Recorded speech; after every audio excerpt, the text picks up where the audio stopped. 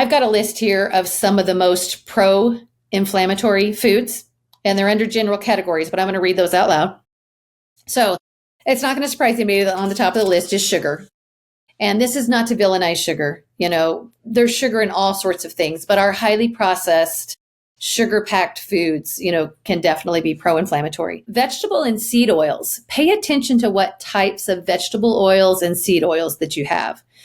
Sometimes your corn, your canola, your grapeseed, your peanut oils, those can be very pro-inflammatory for some people. Safflower, sunflower, somebody can be, cooking something in, sunflower oil every day and have no idea that that's what's causing. They might even be making their favorite Italian dressing. They use a little bit of vinegar and oil and things like that with a pro-inflammatory oil. So look at your vegetable oils.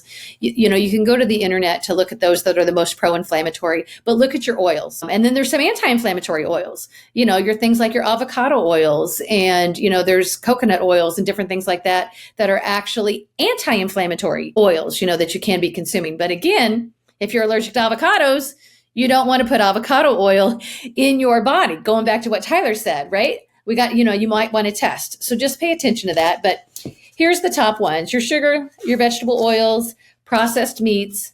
That's going to be, your canned meats and your meats that are processed.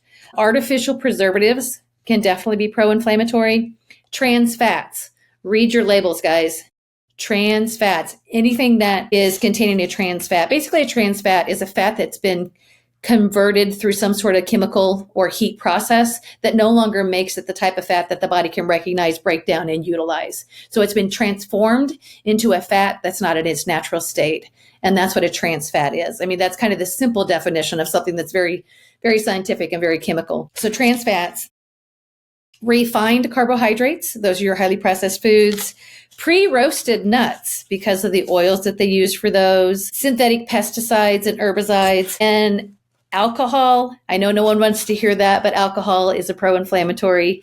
So when you do consume alcohol, just consume it, conscientiously and something that works for your body. And for a lot of people, gluten definitely can be a pro-inflammatory. And that's not for all people. So I don't want everybody to get off this podcast and think they have to give up their favorite, piece of cake or whatever. But it is something to consider if you're struggling with issues that just seem to be recurrent for you and, you haven't been able to get to the bottom of it.